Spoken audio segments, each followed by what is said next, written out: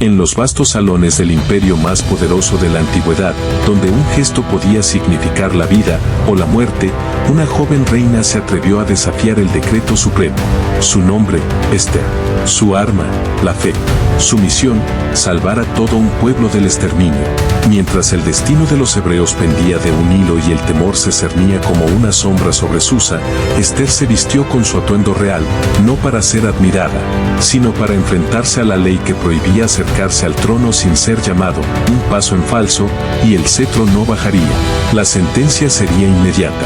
Pero Esther sabía algo que los grandes reyes aún ignoraban, que cuando Dios respalda a un corazón valiente, ningún imperio puede silenciarlo. Este es el relato de una mujer que no nació guerrera, pero que se convirtió en heroína. Una historia de coraje, destino y una fe que desafió la muerte misma. La noticia cayó como un manto de oscuridad sobre cada rincón del imperio.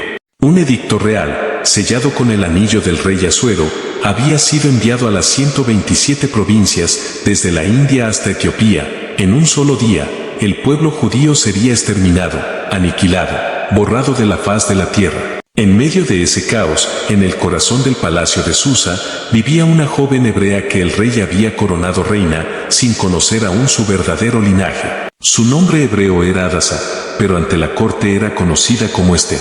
Huérfana de nacimiento, criada por su primo Mardoqueo, Esther no era una reina común.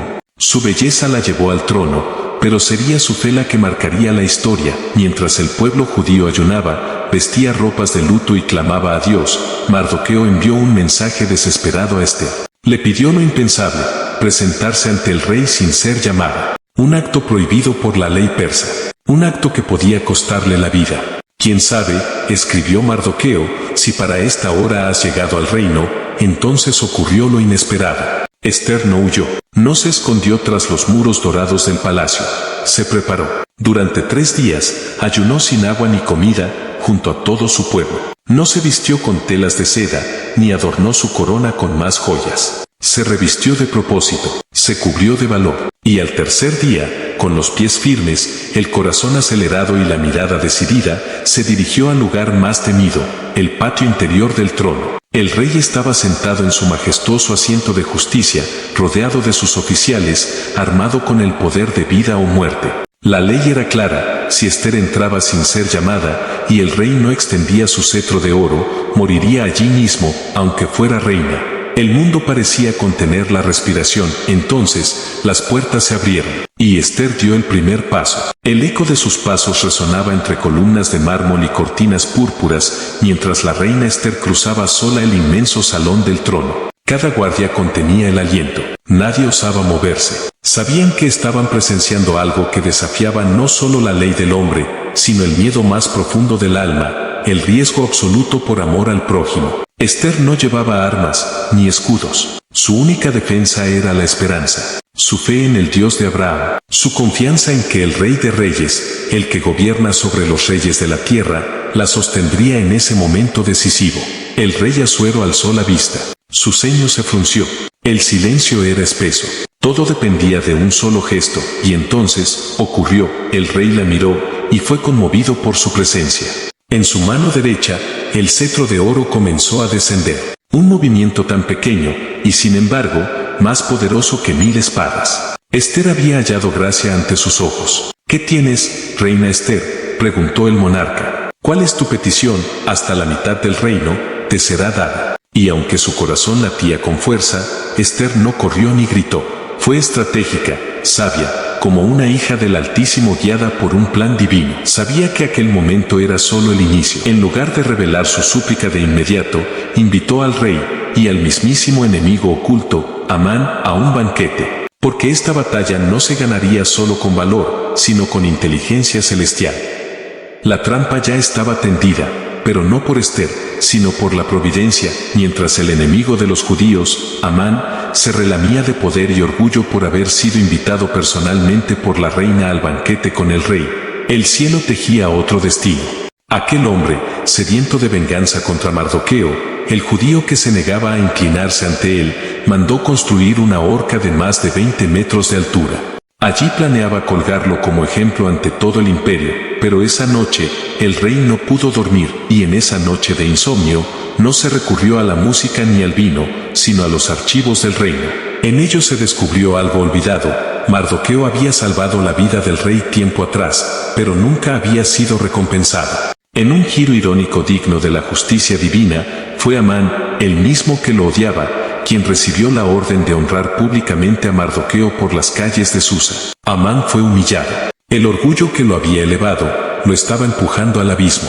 Llegó entonces el segundo banquete. El rey y Amán estaban presentes. La mesa estaba servida, las copas llenas, pero el aire estaba cargado de algo invisible, una batalla espiritual, una tensión que ni el oro ni la riqueza podían ocultar. El rey, intrigado, repitió su oferta. ¿Qué deseas, reina Esther? ¿Cuál es tu petición? Aún la mitad del reino te será concedida. Entonces Esther, con voz firme, reveló la verdad que había escondido con sabiduría. Oh rey, si he hallado gracia ante tus ojos, te ruego por mi vida y por la vida de mi pueblo. Porque hemos sido vendidos para ser destruidos, para perecer, para ser exterminados. El rey se levantó con furia. ¿Quién es ese hombre?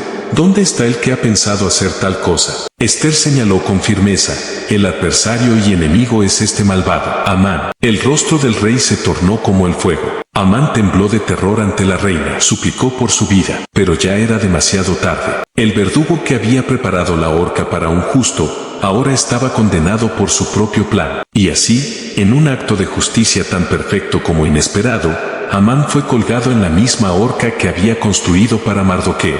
Y aquel día, el pueblo de Dios, una nación sin ejército, sin armas, sin tierras, fue librado por la valentía de una mujer que decidió ponerse en pie cuando todo estaba en contra. La historia de Esther no es solo un relato del pasado, es un llamado eterno al presente. Porque aún hoy, hay momentos en los que el miedo susurra al oído, calla, no te muevas, no es tu lugar. Y sin embargo, la voz de Dios, silenciosa pero firme, nos invita a levantarnos, a hablar, a actuar, aunque cueste todo. Esther nos recuerda que no se necesita una espada para ser valiente, ni un ejército para cambiar el curso de una nación.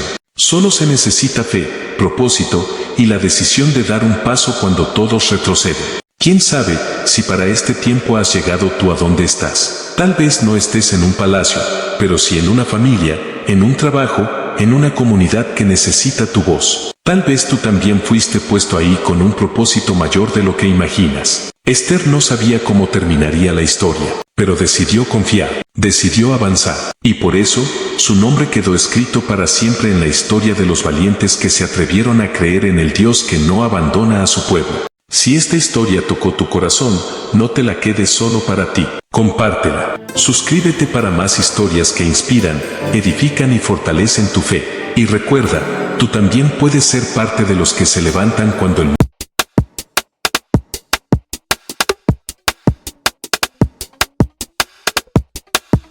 En los días oscuros del antiguo Israel, cuando los corazones del pueblo se inclinaban hacia ídolos y el rugido de Baal dominaba los altares paganos, un solo hombre se alzó entre las sombras. Su nombre, Elías, el profeta de fuego.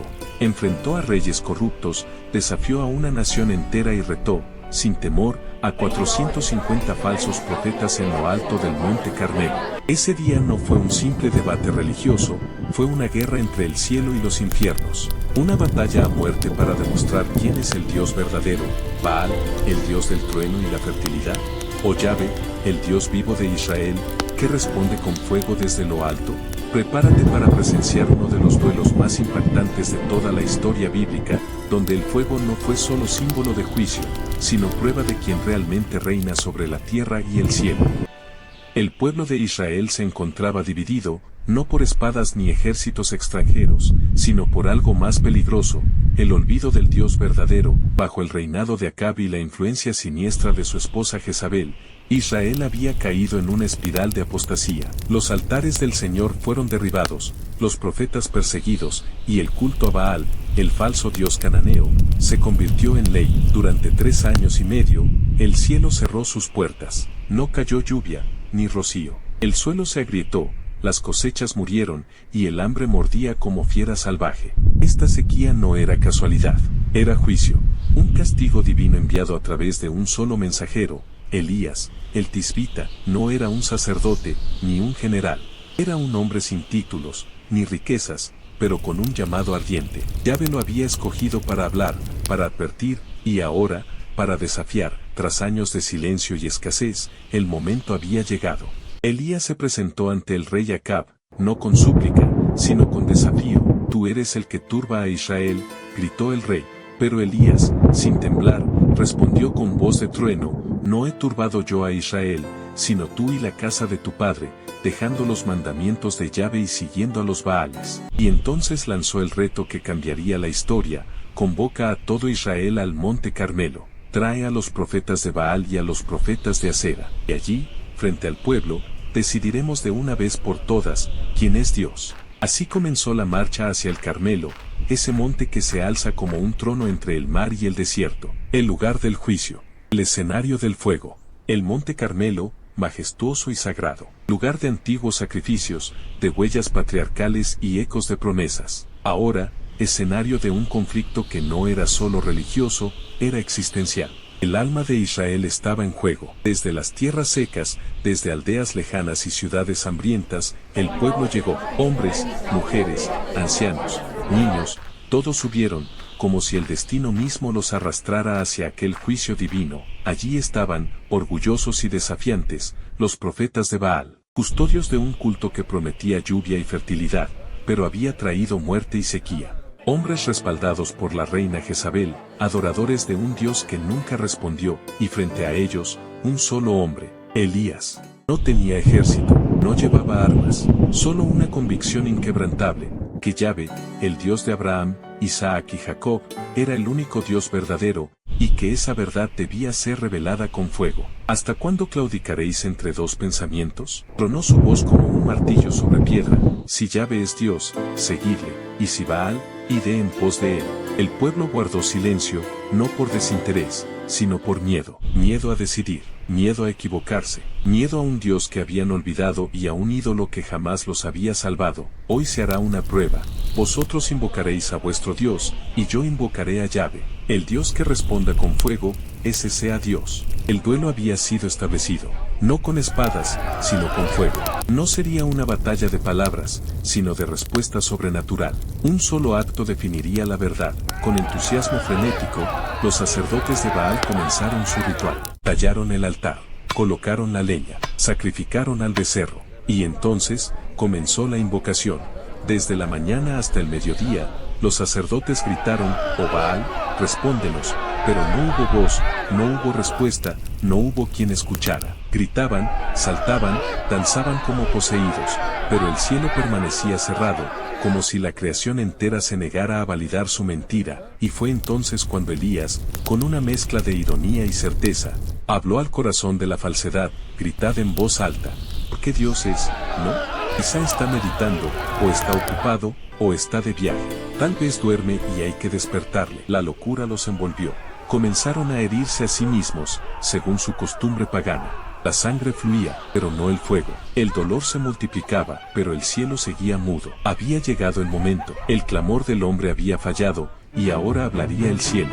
Entonces, Elías se levantó. Con paso firme, caminó hacia el centro del monte, donde antes había un altar al Dios de Israel. Pero ahora, solo quedaban piedras rotas y cenizas olvidadas. Allí, ante los ojos de un pueblo silencioso y testigo de todo, Elías hizo lo impensable. No comenzó con fuego, comenzó con restauración. Tomó 12 piedras, conforme al número de las tribus de los hijos de Jacob, a quien Dios renombró Israel, y reconstruyó el altar del Señor. No era solo un montón de rocas, era un acto profético, un símbolo vivo de que Dios no había olvidado a su pueblo, aunque su pueblo lo hubiese olvidado a él. Llenen 4 cántaros de agua y derrámenlos sobre el holocausto y la leña. 3 veces repitió la orden. 12 cántaros en total. Agua sobre el sacrificio, agua sobre la madera, agua sobre las piedras. La zanja se llenó como una trinchera líquida. ¿Por qué? Porque Elías no buscaba impresionar, buscaba eliminar toda duda. Lo que estaba a punto de suceder no podía explicarse por lógica, truco o coincidencia. Solo podría venir de lo alto.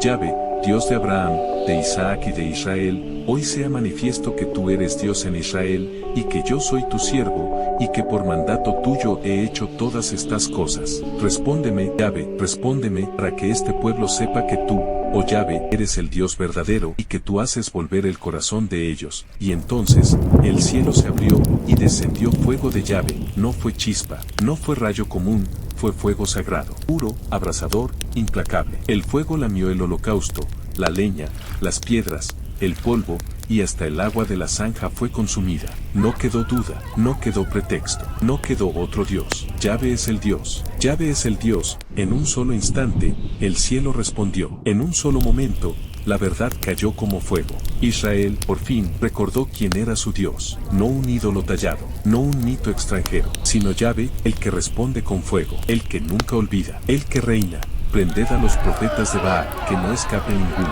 No hubo misericordia para los que habían engañado a una nación. No hubo perdón para quienes derramaron sangre inocente en nombre de un Dios falso. Fueron llevados al arroyo de Sison, y allí fueron ejecutados. Ese día no solo cayó fuego, cayó juicio. Elías no era un simple espectador, era un instrumento del cielo, el ejecutor de la voluntad de Dios en una tierra sedienta de justicia. Y entonces, mientras la tierra aún ardía por el fuego divino, Elías volvió a hacer lo que solo los profetas verdaderos saben hacer: oró, no por venganza, no por victoria, sino por misericordia. Una vez, nada; 2 veces, nada; 3, 4, 5, silencio. A la 7ª vez, algo cambia, una nube, minúscula, insignificante a los ojos del mundo, pero para el profeta era el susurro de Dios, la señal de que el cielo se abría una vez más. Prepara tu carro y desciende, para que la lluvia no te detenga. Una lluvia torrencial descendió sobre la tierra seca. Cada gota era un canto de perdón, cada trueno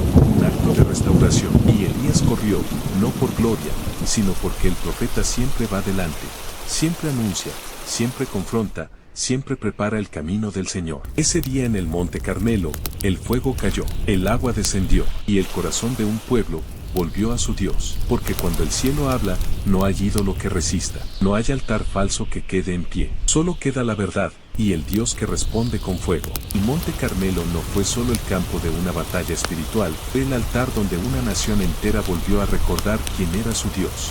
Aquel día, entre fuego y lluvia, Israel vio la diferencia entre lo falso y lo eterno, entre un ídolo silencioso y un Dios que habla, responde y reina. Elías no solo venció a los profetas de Baal, restauró el altar, restauró la fe, restauró la identidad de un pueblo que había olvidado a su Creador. Porque eso es lo que hace un verdadero profeta. No busca fama, no busca seguidores, busca verdad, busca obediencia, busca que el corazón del pueblo regrese al único que puede salvar. Hoy, siglos después, la voz del Carmelo aún resuena.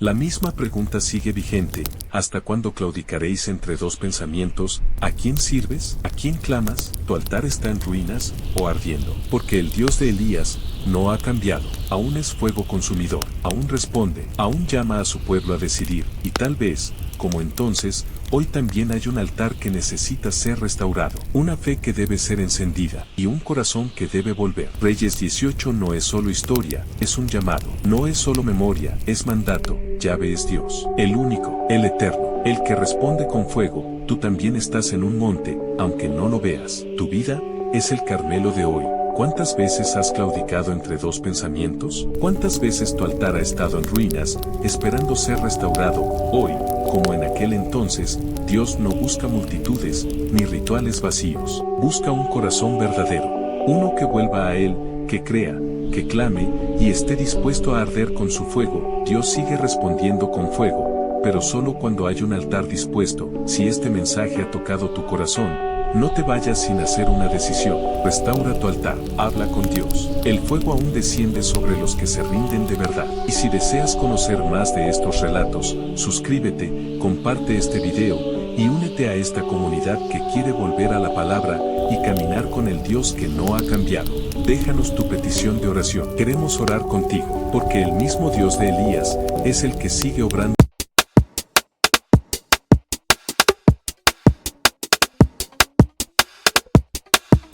Año 1446 a.C. En el corazón ardiente del desierto, cuando el sol abrasador parecía condenar toda esperanza, un hombre se alza con la autoridad de lo imposible. No era rey, no era guerrero, era un pastor, pero con el poder del Dios viviente en su mano. Detrás de él, más de 600.000 almas desesperadas, delante, un muro infinito de aguas, y pisándole los talones, el ejército más temido de la antigüedad, los carros del faraón, afilados como la muerte, listos para devorar a los fugitivos de Egipto. ¿Fue un milagro o una leyenda transmitida por siglos? ¿Qué fuerza fue capaz de partir en dos el impenetrable Mar Rojo? ¿Y quién era realmente Moisés, ese líder improbable que desafió al imperio más poderoso con nada más que un bastón y la fe de un pueblo oprimido? Prepárate para descubrir los secretos de uno de los eventos más asombrosos de la historia humana. Esto no es solo una historia bíblica, es un evento que cambió el destino de una nación. Bienvenidos a la partida del Mar Rojo. El sol apenas comenzaba a teñir de oro los tejados de Egipto, cuando el clamor de los hebreos se volvió victoria. Tras siglos de esclavitud, los látigos cesaron, los hornos se apagaron, y por fin, la voz del faraón se quebró: salid de mi tierra. Fue una noche de prisa y asombro. Las puertas del imperio más temido del mundo se abrieron, no por voluntad humana, sino por la mano del Altísimo. Moisés, aquel niño rescatado del Nilo, ahora convertido en profeta del Dios de Israel, lideraba una columna humana que se extendía hasta donde la vista no alcanzaba. Hombres, mujeres, ancianos y niños, pastores, artesanos y esclavos liberados. Todos caminaban al ritmo de una promesa ancestral. Una promesa hecha a Abraham, Isaac y Jacob, la tierra prometida. Pero el camino no sería fácil, y la libertad tendría un precio. Mientras Israel marchaba hacia el desierto, confiado en su milagrosa liberación, en los pasillos de palacio, Faraón hervía de ira. El orgullo de Egipto no podía tolerar la humillación. ¿Qué hemos hecho dejando ir a Israel de servirnos?, gritó entre columnas de mármol y oro, y así comenzó la persecución. 600 carros de guerra, los mejores de Egipto, avanzaban como una tormenta. El suelo temblaba, el viento silbaba, y el miedo comenzaba a calar en los corazones hebreos. Porque delante estaba el mar, inmenso, infranqueable, y detrás, la furia del imperio. La escena era apocalíptica. El pueblo de Israel, recién liberado, se encontraba atrapado. A un lado, montañas. Al frente, el vasto Mar Rojo. Y a sus espaldas, el rugido creciente de los carros egipcios. El suelo temblaba con cada golpe de los cascos. El aire ardía con el polvo levantado por el ejército del faraón. La desesperación estalló como relámpago entre la multitud. Algunos gritaron, otros cayeron de rodillas. Muchos, temerosos, acusaron a Moisés: ¿acaso nos sacaste de Egipto para morir aquí en el desierto? El miedo comenzaba a desmoronar la fe, pero Moisés no se quebró. El mismo que había hablado cara a cara con el Eterno, el mismo que había visto el fuego arder sin consumir la zarza, se mantuvo firme. Entonces, levantó su vara hacia el cielo y declaró con voz firme: no temáis, estad firmes y ved la salvación que el Señor hará hoy con vosotros, porque los egipcios que hoy veis, nunca más los volveréis a ver. El viento comenzó a rugir, pero no era un viento común, era un torbellino sobrenatural, que vino del oriente, constante, poderoso. Las aguas comenzaron a retirarse, no como una simple marea,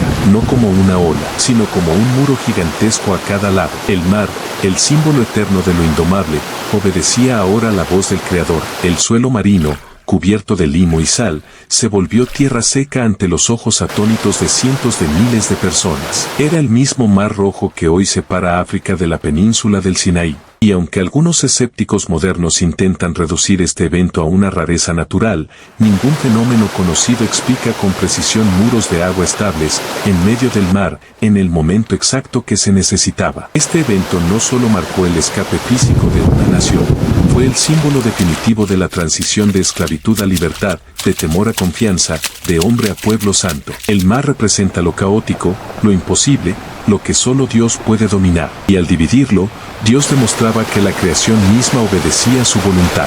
Históricamente, los registros egipcios jamás admitirían una derrota de esta magnitud. Sin embargo, la ausencia de menciones también es significativa. Egipto tenía por costumbre eliminar todo rastro de sus fracasos. Y lo cierto es que muchos documentos de la época del Imperio Nuevo muestran vacíos, lo que algunos arqueólogos consideran indicios de una crisis no explicada. Los carros egipcios, símbolo de poder militar, terminaron siendo el eco final de un imperio que se enfrentó a la voluntad divina. En contraste, los hebreos cruzaron en seco, un acto que los definiría por generaciones. Porque no fue una simple huida, fue una consagración. Cuando el último hebreo hubo cruzado, Moisés extendió su vara una vez más. Y entonces, las paredes de agua, aquellos muros que sostenían el paso de la libertad, se desplomaron con furia. Los carros, los jinetes, los soldados, fueron tragados por el abismo líquido.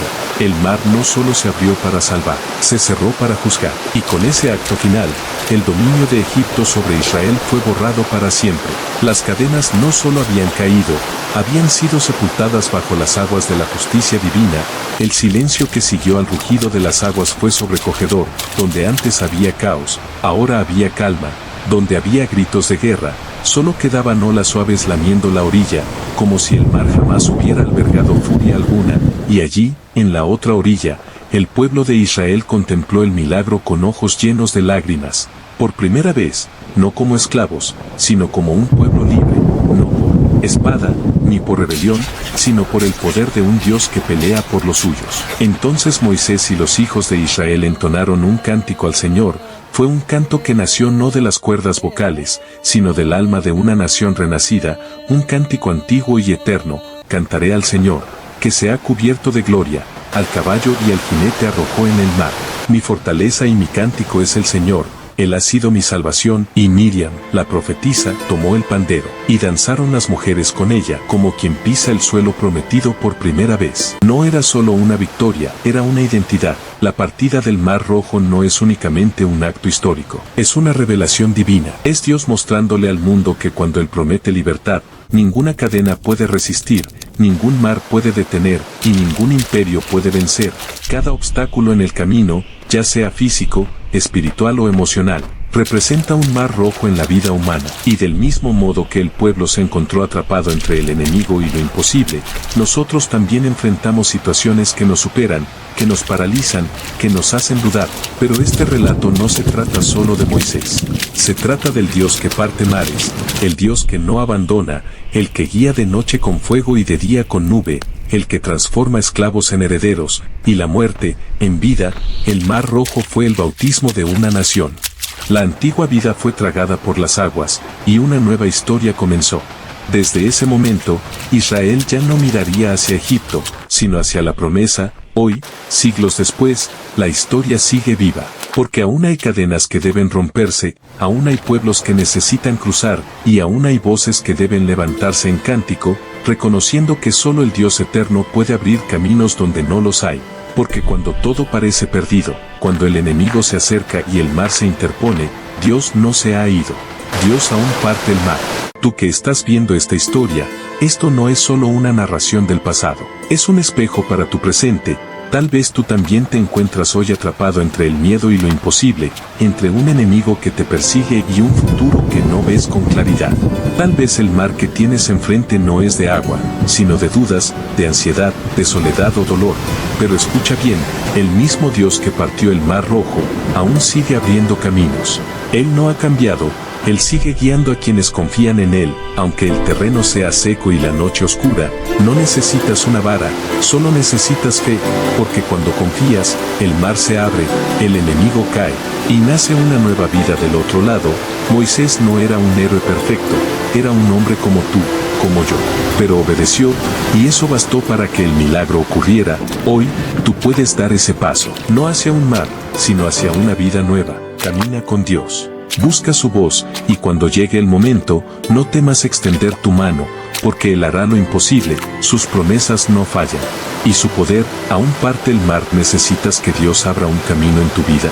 ¿Te sientes atrapado o sin salida? Dale tu corazón al Señor, Él sigue haciendo milagros, Él sigue guiando a su pueblo, y hoy, también puede guiarte a ti.